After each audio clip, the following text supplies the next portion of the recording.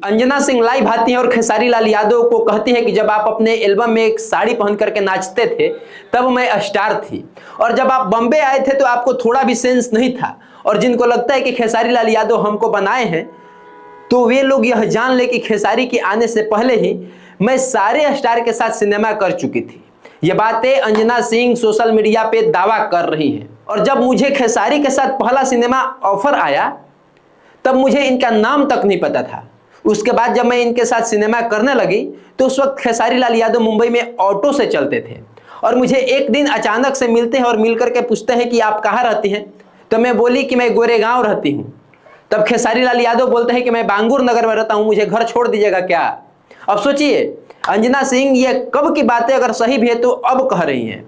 उसके बाद वो कहते हैं कि बेशक आइए गाड़ी में बैठिए और मैं उनको घर छोड़ आती हूँ। उसके बाद एक दो बार नहीं कई बार हुआ है जब मैं खेसारी लाल यादव को उनके घर पे अपनी गाड़ी से छोड़ी हूँ। और इतना ही नहीं, वो ये भी कहते हैं कि हमारी गाड़ी को कई बार लेकर के एयरपोर्ट भी गए हैं खेसारी लाल। अगर वो मर्द होंगे तो इस बात को एक्सेप्ट करेंगे। अब बताइए कोई स्टार या कोई एक्टर या किसी भी इंडस्ट्री के स्टार इस तरह के भाषा या इस तरह के पोल पट्टी भी खोलते हैं क्या? हमें तो नहीं लगता है। बाकी आप लोग किसी के बारे में जानते हैं तो बताइएगा। उसके बाद इतना ही नहीं, अंजना सिंह सीधे ये बोली कि मेरी एक ही बेटी है और जिसका बाप यश कुमार मिश्रा है। लेकिन खेसारी के न जाने कितने बाप हैं जो उन्होंने खुद अपने ही मुंह से बोला है। आप लोग जानते हैं खेसारी लाल यादव कभी पवन सिंह को पिता तुल्य बताते हैं, कभी निरहुआ को पिता तुल्य बताते हैं, तो कभी रवि किशन और मनोज तिवारी को पिता तुल्य बताते हैं। इसी बात को वो टोन मारते हुए बोली कि इनके न जाने कितने बाप हैं। और इतना ही नहीं, वो बोलती है अंजना सिंह कि मैं एक बच्चे की मां हूं तो मैं चाची हो गई हूं और बूढ़ी लगने लगी हूं, लेकिन तुम्हारे भैया के तो दो दो बच्चे हैं और उनका न जाने कितना अफेयर, अगर जितना अफेयर है उतना शादी हो जाता तो न जाने कितने बच्चे हो जाते।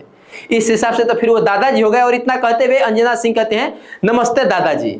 उसके बाद अंजना सिंह यहीं पर नहीं रुकती हैं, वे चमचों को जवाब देते हुए बोलती हैं कि जिन्हें लगता है कि मुझे काम नहीं मिल रहा है तो ये जान लो कि मैं 2 साल में 22 फिल्में की हूं और आपके भैया यानी खेसारी लाल यादव मात्र 3 फिल्में किए हैं। और चैलेंज करते हुए अंजना सिंह बोलते हैं कि मैं 2.5 घंटे के सिनेमा में एक भी सेकंड वल्गैरिटी नहीं दिखाती हूं, और कोई दिखा दे तो मैं जानूं, लेकिन मैं इनके 3 मिनट के गाने में हर तीसरे सेकंड पर बहुत ज्यादा वल्गैरिटी दिखा दूंगी। ये चुनौती देते हुए अंजना सिंह बोलती है खेसारी लाल यादव को। उसके बाद अंजना सिंह कहती है खेसारी को कि आप लोग बस 3 मिनट का स्टार हो भाई साहब, लेकिन मैं 2.5 घंटे के फिल्में करती हूँ। उसके बाद खेसारी के दाहिना हाथ समझे जाने वाले अखिलेश कश्यप को तो वैसे धुनाई करते हैं कि शायद ही अखिलेश को ऐसे कोई धुना होगा या फिर अखिलेश कश्यप भी इस बात को भूलेंगे। और कहते हैं तू थप्पड़ दिखा रहा है। ये बोलते हुए अंजना सिंह अपने पैरों से चप्पल निकालती है और ऐसे दिखाती हैं और दिखाकर कहते हैं मुंह लाल कर दे, ठकुराई नहीं। इसी ठसक के साथ जब अखिलेश कश्यप को मुंबई और दिल्ली या फिर लखनऊ मिलने के लिए कहती हैं तो लगता है कि ये लड़ाई, ये मैटर कुछ ज़्यादा ही पर्सनल हो गया है और कुछ ज़्यादा ही बढ़ चुका है। अब इन्हीं सब मुद्दों पे बातचीत करेंगे, लेकिन उससे पहले थोड़ा मेरा परिचय जान लीजिए। नमस्कार, सोनू आनंद नाम है हमारा और समाचार सूत्र पे आप इस वीडियो को देख रहे हैं। क्या ये भोजपुरी इंडस्ट्री में जो हमेशा से होता आया है, एक दूसरे पर लांछन लगाना, आरोप प्रत्यारोप लगाना, एक दूसरे को गाली गलौज करना, क्या यह भोजपुरी इंडस्ट्री को फायदा पहुंचाता है? मुझे तो ऐसा नहीं लगता है, लेकिन आप लोग को यह लगता है तो जरूर बताइएगा कमेंट बॉक्स में। अभी अंजना सिंह खेसारी लाल यादव का पूरा पोल पट्टी खोल डाली, वो भी तब के जब मतलब पता नहीं क्या सच नहीं है, लेकिन बोल रहे तो सच ही होगा। लेकिन ये बात हैरान करने वाली कि भोजपुरी में दुश्मनी किस लेवल के लोग करते हैं। इतने बड़े स्टार होने के बाद यह लोग कैसे जब विवाद करते हैं तो एक दूसरे के माँ बहन तक आ जाते हैं, और जो पर्सनल बातें कभी बंद कमरे या फिर बहुत पहले हुई थी उसे पब्लिक में ला करके रख देते हैं। क्या ये लोग सोशल मीडिया पर उछाल करके एक दूसरे की इज्जत बढ़ाना चाहते हैं अपना, या फिर क्या कुछ कमाना चाहते हैं? ये इतना स्तर पर गिर करके लड़ाई क्यों करते हैं ये हमें नहीं पता है। और बोलते हैं कि हम लोग स्टार हैं।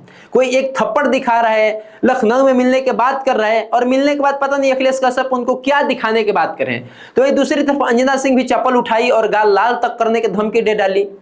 क्या सब कुछ भोजपुरी इंडस्ट्री में फैंस के लिए ठीक है? क्या भोजपुरी सुनने वाले लोग खुश हैं? सोशल मीडिया पर इन लोगों का ये तमाशा अच्छा नहीं लग रहा है, लेकिन ये हमेशा होता है।